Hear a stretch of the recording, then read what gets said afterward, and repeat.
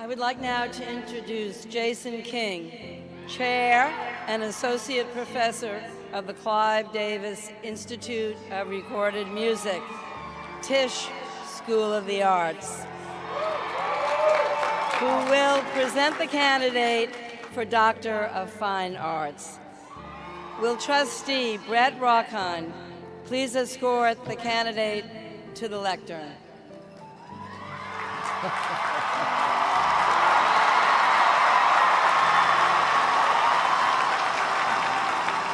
Taylor Swift, blazing singer-songwriter, producer, director, actress, pioneering and influential advocate for artists' rights, and philanthropist.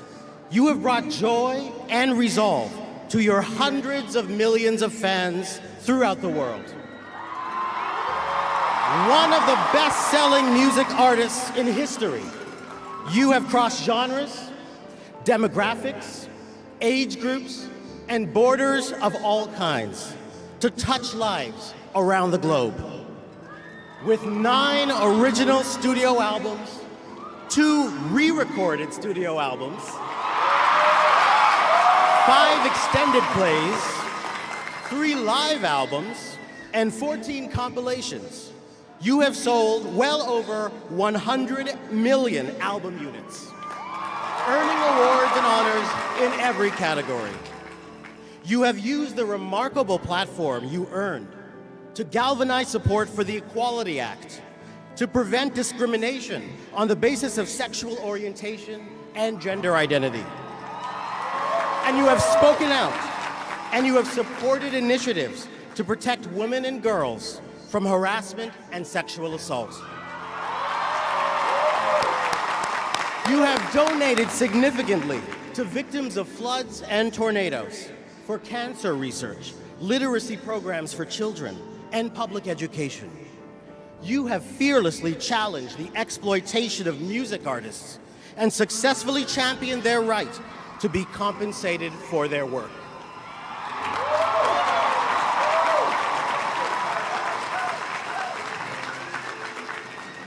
Taylor Swift.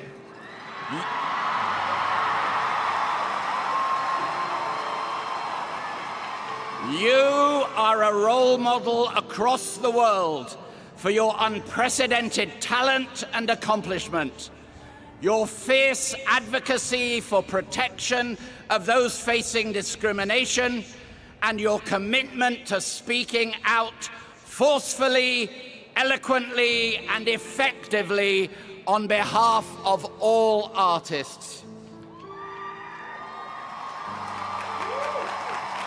By virtue of the authority vested in me, I am pleased to confer upon you the degree of Doctor of Fine Arts, honoris causa.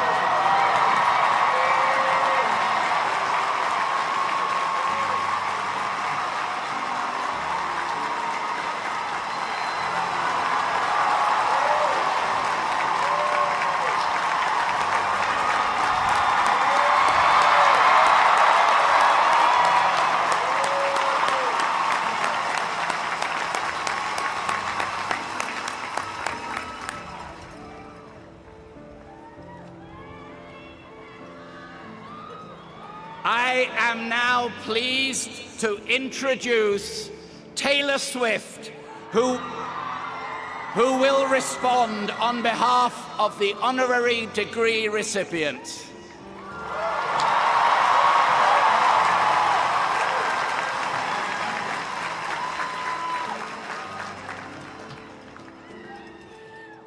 Hi, I'm Taylor.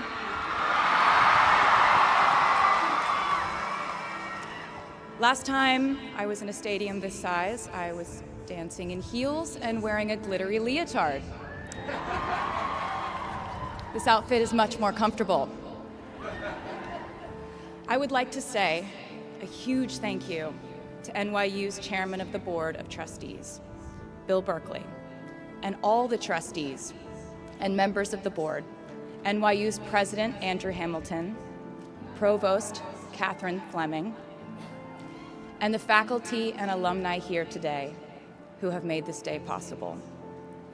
I feel so proud to share this day with my fellow honorees, Susan Hockfield and Felix Matos Rodriguez, who humble me with the ways they improve our world with their work.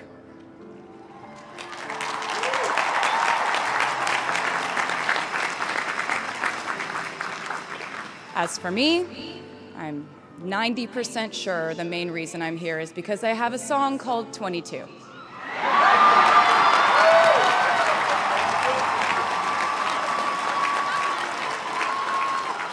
And let me just say, I am elated to be here with you today as we celebrate and graduate New York University's class of 2022.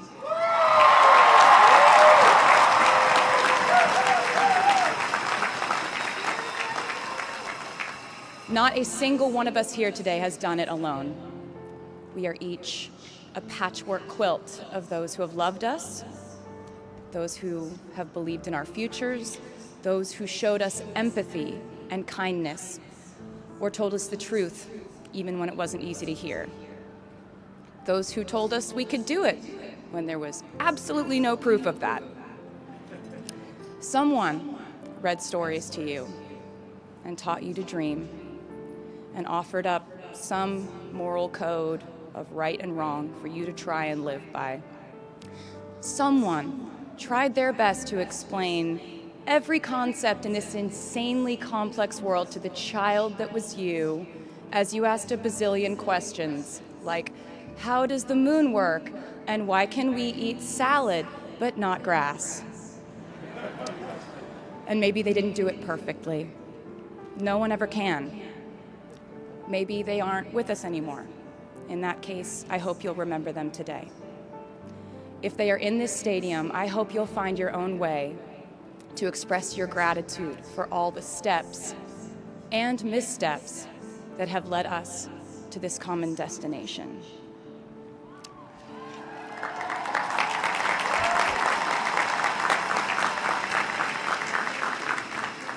I know that words are supposed to be my thing, but I will never be able to find the words to thank my mom and dad, my brother Austin, for the sacrifices they made every day so I could go from singing in coffee houses to standing up here with you all today, because no words would ever be enough.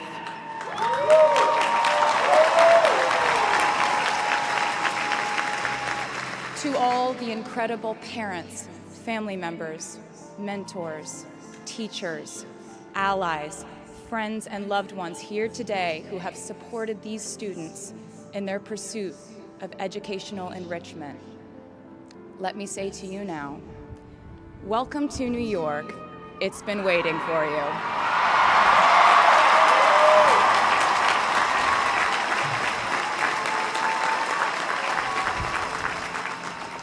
I'd like to thank NYU for making me, technically, on paper at least, a doctor.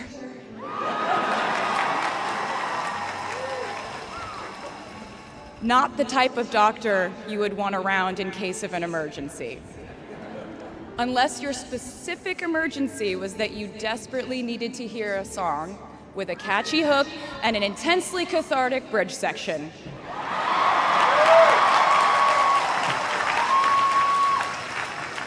Or if your emergency was that you needed a person who can name over 50 breeds of cats in 1 minute.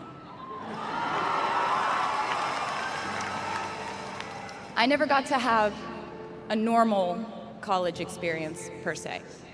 I went to public high school until 10th grade, and then finished my education doing homeschool work on the floors of airport terminals. Then I went out on the road for radio tour, which sounds incredibly glamorous, but in reality, it consisted of a rental car, motels, and my mom and I pretending to have loud mother-daughter fights with each other during boarding so no one would want the empty seat between us on Southwest. As a kid, I always thought I would go away to college, imagining the posters I would hang on the wall of my freshman dorm. I even set the ending of my music video from my song Love Story at my fantasy imaginary college, where I meet a male model reading a book on the grass, and with one single glance, we realized we had been in love in our past lives. Which is exactly what you guys all experienced at some point in the last 4 years, right?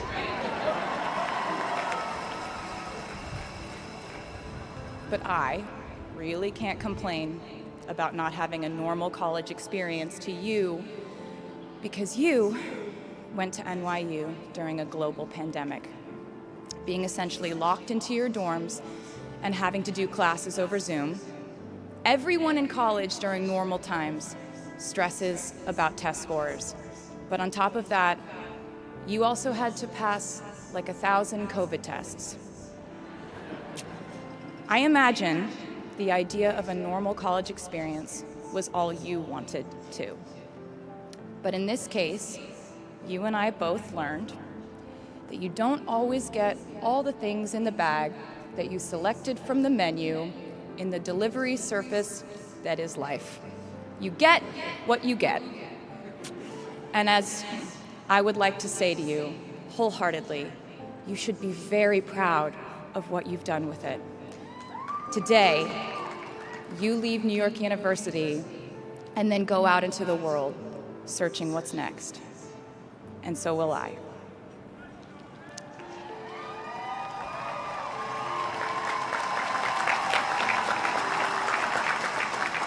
So as a rule, I try not to give anyone unsolicited advice unless they ask for it. I'll go into this more later. I guess I have been officially solicited in this situation to impart whatever wisdom I might have to tell you things that have helped me so far in my life. Please bear in mind that I in no way feel qualified to tell you what to do. You've worked and struggled and sacrificed and studied and dreamed your way here today.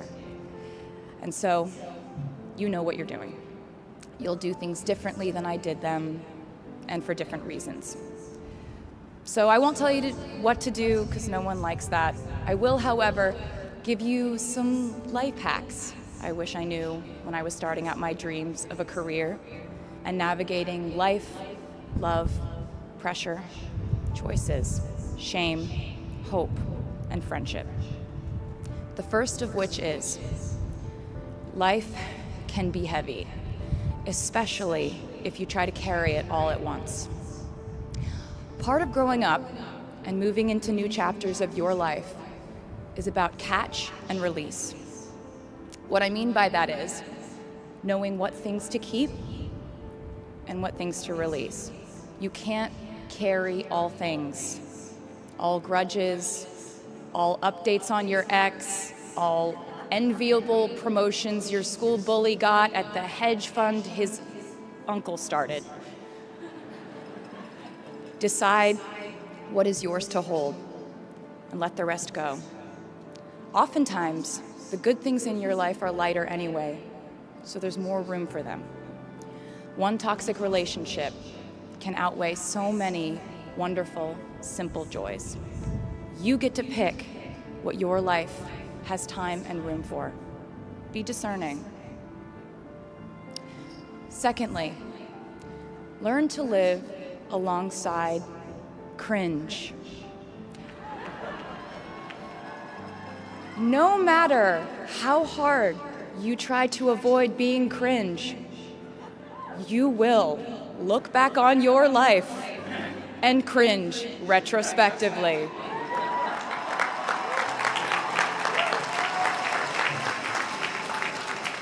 Cringe is unavoidable over a lifetime. Even the term cringe might someday be deemed cringe. I promise you, you're probably doing or wearing something right now that you will look back on later and find revolting and hilarious. You can't avoid it, so don't try to. For example, I had a phase where, for the entirety of 2012, I dressed like a 1950s housewife. But you know what? I was having fun. Trends and phases are fun. Looking back and laughing is fun. And while we're talking about things that make us squirm, but really shouldn't, I'd like to say I'm a big advocate for not hiding your enthusiasm for things.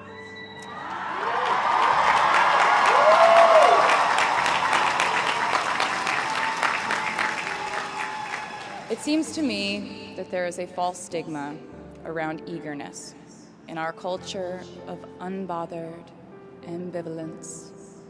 This outlook perpetuates the idea that it's not cool to want it, that people who don't try are fundamentally more chic than people who do. And I wouldn't know because I've been a lot of things, but I've never been an expert on chic, but I'm the one who's up here, so you have to listen to me when I say this. Never be ashamed of trying. Effortlessness is a myth. The people who wanted it the least were the ones I wanted to date and be friends with in high school. The people who want it the most are the people I now hire to work for my company.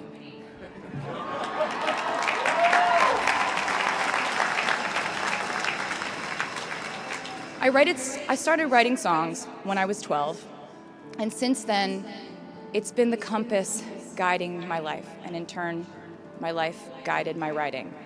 Everything I do is just an extension of my writing, whether it's directing videos or a short film, creating the visuals for a tour, or standing on a stage performing. Everything is connected by my love of the craft, the thrill of working through ideas and narrowing them down and polishing it all up in the end, editing, waking up in the middle of the night, throwing out the old idea because you just thought of a newer, better one, or a plot device that ties the whole thing together. There's a reason they call it a hook. Sometimes a string of words just ensnares me, and I can't focus on anything until it's been recorded or written down. As a songwriter, I've never been able to sit still or stay in one creative place for too long. I've made and released 11 albums, and in the process, I've switched genre from country to pop to alternative to folk. And this might sound like a very songwriter-centric line of discussion, but in a way, I really do think we are all writers. And most of us write in a different voice for different situations. You write differently in your Instagram stories than you do your senior thesis. You send a different type of email to your boss than you do your best friend from home. We are all literary chameleons, and I think it's fascinating. It's just a continuation of the idea that we are so many things all the time. And I know it can be really overwhelming figuring out who to be and when, who you are now, and how to act in order to get where you want to go. I have some good news. It's totally up to you. I have some terrifying news. It's totally up to you. I said to you earlier that I don't ever offer advice unless someone asks me for it, and now I'll tell you why. As a person who started my very public career at the age of 15, it came with a price. And that price was years of unsolicited advice. Being the youngest person in every room for over a decade meant that I was constantly being issued warnings from older members of the music industry, media, interviewers, executives, and this advice often presented itself as thinly veiled warnings. See, I was a teenager at a time when our society was absolutely obsessed with the idea of having perfect young female role models. It felt like every interview I did included slight barbs by the interviewer about me one day running off the rails. And that meant a different thing to every person who said it to me.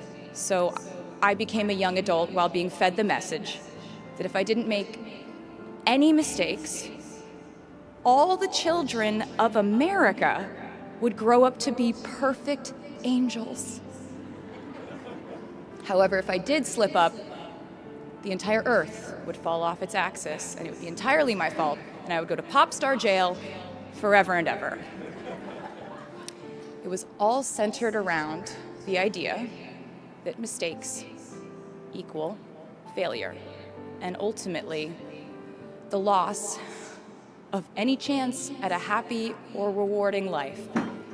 This has not been my experience.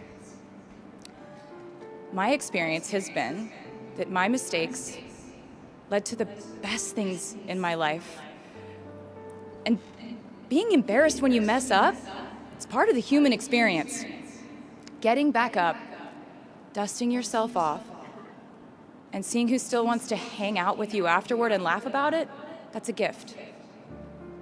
The times I was told no, or wasn't included, wasn't chosen, didn't win, didn't make the cut, looking back, it really feels like those moments were as important, if not more crucial, than the moments I was told yes.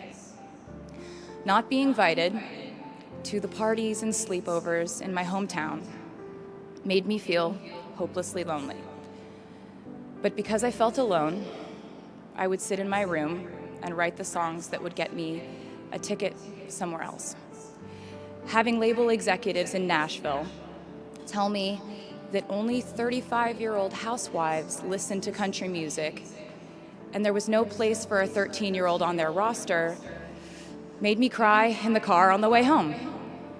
But then I'd post my songs on my MySpace, and yes, MySpace. And I would message with other teenagers like me who loved country music, but just didn't have anyone singing from their perspective. Having journalists write in-depth, oftentimes critical pieces about who they perceived me to be made me feel like I was living in some weird simulation. But it also made me look inward to learn about who I actually am. Having the world treat my love life like a spectator sport in which I lose every single game was not a great way to date in my teens and 20s. But it taught me to protect my private life fiercely.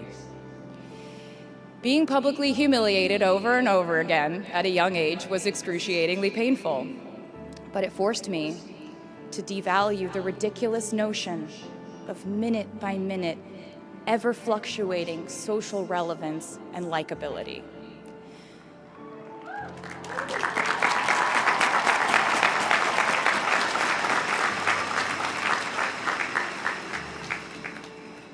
Getting canceled on the internet and nearly losing my career gave me an excellent knowledge of all the types of wine.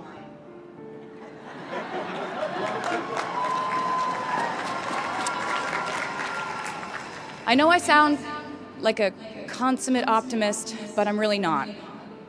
I lose perspective all the time. Sometimes everything just feels completely pointless. I know the pressure of living your life through the lens of perfectionism. And I know that I'm talking to a group of perfectionists because you are here today graduating from NYU.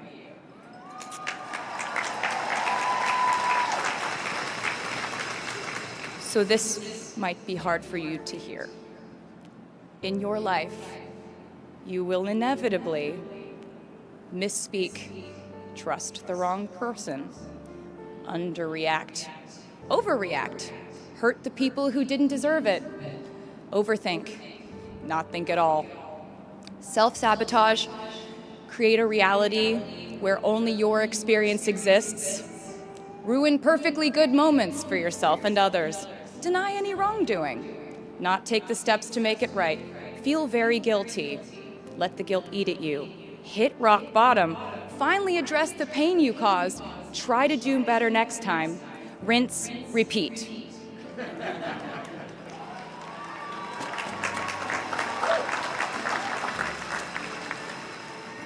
And I'm not gonna lie, these mistakes will cause you to lose things. I'm trying to tell you that losing things doesn't just mean losing. A lot of the time, when we lose things, we gain things too. Now you leave the structure and framework of school and chart your own path.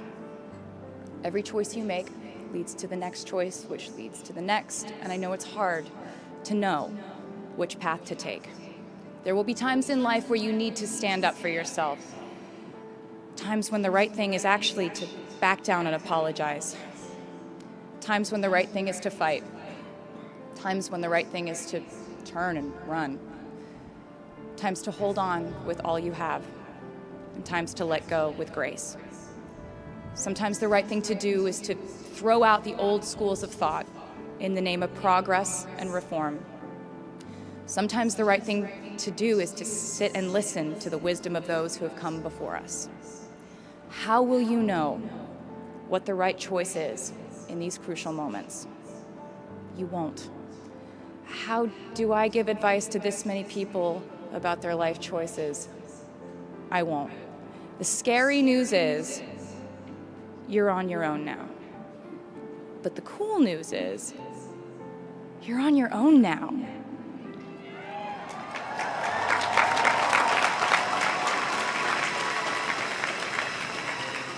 I leave you with this.